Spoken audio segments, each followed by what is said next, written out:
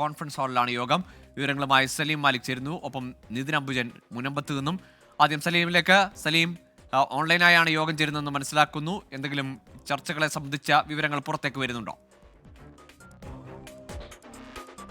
ഗോകുൽ, ഈ യോഗത്തിലേക്ക് മാധ്യമങ്ങൾക്കുൾപ്പെടെ പ്രവേശനമില്ല.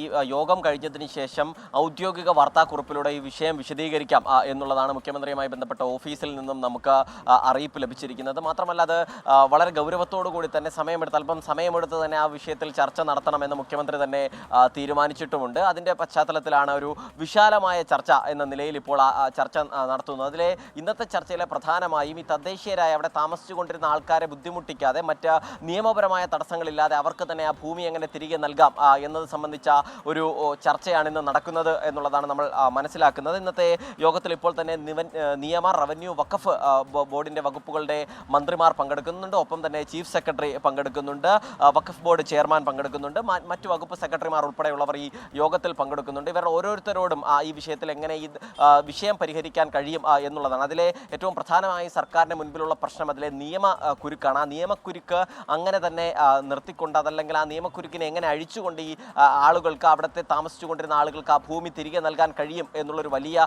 പ്രശ്നം സർക്കാരിന് മുൻപിലുമുണ്ട്. അതുകൊണ്ട് തന്നെ അതിലെ നിയമപരമായ വശങ്ങൾ കൂടി പരിശോധിക്കുക എന്നുള്ളതാണ് സർക്കാർ പ്രധാനമായും ലക്ഷ്യമിടുന്നത്. ഇന്ന് തന്നെ ഒരു നിർണായകമായ തീരുമാനം ഉണ്ടാകുമോ, അത് ആ നിർണായകമായ തീരുമാനത്തിലേക്ക് സർക്കാർ എത്തുമോ എന്നുള്ളതാണ് നമ്മൾ നോക്കിക്കാണുന്നത്. ഇനി അതല്ല, നിയമപരമായി അങ്ങനെ പെട്ടെന്നൊരു തീരുമാനം സർക്കാരിന് എടുക്കാൻ കഴിയില്ല എങ്കിൽ മന്ത്രിസഭയുടെ ഒരു ഉപസമിതിയെ അതുമായി ബന്ധപ്പെട്ട് ചുമതലപ്പെടുത്താനും സർക്കാരിന് ആലോചനയുണ്ട്.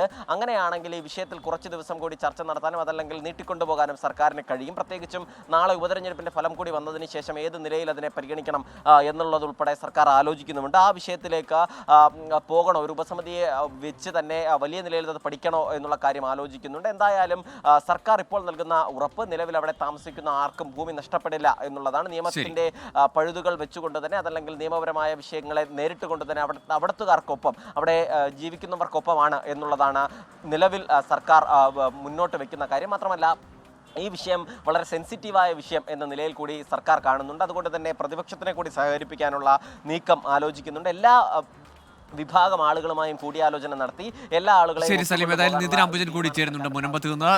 നിതിൻ, ഏറെ പ്രതീക്ഷയോടുകൂടിയാണ് സർക്കാരിന്റെ ഇന്നത്തെ യോഗത്തെ ആ സമരസമിതി, ജനകീയ സമരസമിതി കാണുന്നത്. 40 ദിവസം പിന്നിട്ട് അവരുടെ സമരം 41ാം ദിവസത്തിലാണിന്ന്.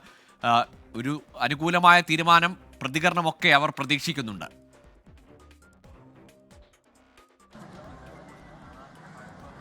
ഗോകുൽ, തീർച്ചയായും ഇപ്പോൾ സമരം 41 ദിവസം പിന്നിട്ടിരിക്കുകയാണ്. സർക്കാരിന്റെ ഭാഗത്തു നിന്നും ഒരു അനുകൂല നിലപാട് ഉണ്ടാകുമെന്ന പ്രതീക്ഷയിൽ തന്നെയാണ് ഓരോ ദിവസവും ഇവിടെ സമരക്കാർ, സ്ത്രീകളടക്കമുള്ളവർ സമരം ചെയ്ത് മുന്നോട്ട് പോകുന്നത്. ഇപ്പോഴും ഈ സമരം ഇവിടെ തുടരുകയാണ്. ഏതായാലും മുഖ്യമന്ത്രിയെ നേരിട്ട് കണ്ട് ഇവരുടെ ആശങ്കകൾ അറിയിച്ചിരുന്നു. അതിനുശേഷം നടക്കുന്ന ഒരു യോഗമായതുകൊണ്ട് തന്നെ മുഖ്യമന്ത്രിയുടെ ഭാഗത്തു നിന്നും ഒരു അനുകൂല നിലപാട് ഉണ്ടാകുമെന്നാണ് ഇവർ പ്രതീക്ഷിക്കുന്നത്. റവന്യൂ അവകാശങ്ങൾ, 2.5 വർഷമായി നിലച്ചുപോയ റവന്യൂ അവകാശങ്ങൾ അത് പുനഃസ്ഥാപിക്കുക, അതോടൊപ്പം തന്നെ ഇവർ അടുത്ത തലമുറയ്ക്കും ഇവിടെ സുഖമായി കഴിയണമെന്നൊരു ആവശ്യം ഇവർ മുന്നോട്ട് വയ്ക്കുന്നത്. അങ്ങനെ ഇവരെ കുടിയിറക്കില്ല എന്ന വാക്ക് നൽകുന്നതിനോടൊപ്പം ഒരു കൃത്യമായ ഉറപ്പ് സർക്കാരിന്റെ ഭാഗത്തും രേഖാമൂലം വേണമെന്നൊരു ആവശ്യമാണ് ഇവർ ഉന്നയിക്കുന്നത്. അതുകൊണ്ട് തന്നെ എന്താകും സമരത്തിന്റെ ഭാവിയെ സംബന്ധിച്ച് ഇവർ വലിയ ആശങ്ക കഴിഞ്ഞ ദിവസം അടക്കം പ്രകടിപ്പിച്ചിരുന്നു. ഇന്നത്തെ ചർച്ചയിൽ ഏത് നിലയിലാണ് ഇവരുടെ പ്രതീക്ഷ എന്ന് ചോദിക്കാം. ഇപ്പോൾ യോഗം പുരോഗമിക്കുകയാണ്. എന്താണ് പ്രതീക്ഷ? കഴിഞ്ഞ 4-5 തലമുറകളായിട്ട് തുടരുന്ന ഒരു സമരമാണിത്. പല വിധത്തിൽ ആദ്യം ഫാറൂഖ് കോളയായിരുന്നു ഞങ്ങളുടെ മേലെ അവകാശം ഉന്നയിക്കാൻ ശ്രമിച്ചത്. അത് കോടതി വിധികളിലൂടെ സെറ്റിലായതിനു ശേഷം ഞങ്ങൾ വില കൊടുത്ത് വാങ്ങി സമാധാനപൂർവ്വമായി ജീവിച്ചുകൊണ്ടിരുന്ന ഒരു സ്ഥലത്തേക്കാണ് വഖഫ് എന്ന പേരിൽ പുതിയ അവകാശവാദങ്ങളുമായി ഒരു കൂട്ടർ വന്നിരിക്കുന്നത്.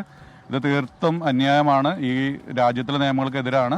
മതേതര വിശ്വാസികളാണ് ഞങ്ങളെല്ലാവരും.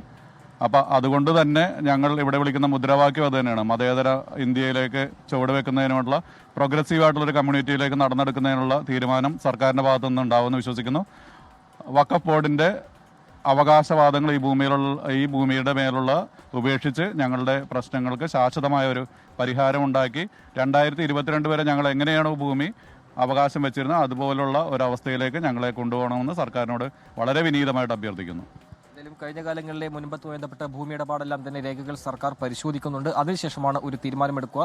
നിയമത്തിന്റെ നൂലാമാലകൾ സർക്കാരിന് മുന്നിലുണ്ടെങ്കിൽ പോലും ഇതിൽ ഏത് നിലയിലുള്ള ശാശ്വത പരിഹാരമാണ് സർക്കാർ ഈ മുനമ്പത്തെ ജനങ്ങൾക്ക് നൽകാൻ കഴിയുക എന്ന ചോദ്യമാണ് ഉയർന്നത്. അതിലൊരു തീരുമാനമുണ്ടാവും വരെ മുനമ്പത്തെ ജനങ്ങൾ ഇത്തരത്തിൽ പ്രതിഷേധവുമായി മുന്നോട്ട് പോകുമെന്നാണ് ഇവർ ഒരേ സ്വരത്തിൽ പറയുന്നത്. ശരി, മുനമ്പത്തുകാർ ഏതായാലും പ്രതീക്ഷയോടെ കൂടിയാണ് ഇന്നത്തെ ചർച്ച കാണുന്നത്. രമ്യമായ പരിഹാരം എന്ന് പറയുമ്പോഴും ഈ നിയമക്കുരുക്കുകൾ, നിയമ നടപടികൾ, അവിടെ സർക്കാർ എന്ത് തരത്തിലുള്ള നടപടിയാണ് ഇത് സ്വീകരിക്കുക, എന്ത് തീരുമാനമാണ് ഇന്ന് മുഖ്യമന്ത്രി വിളിച്ച യോഗത്തിൽ ഉരുത്തിരിയുക എന്നത് ഏറെ പ്രതീക്ഷയോടുകൂടി കാത്തിരിക്കുകയാണ് മുനമ്പത്തെ സമരസമിതിയും അവിടുത്തെ ജനങ്ങളും.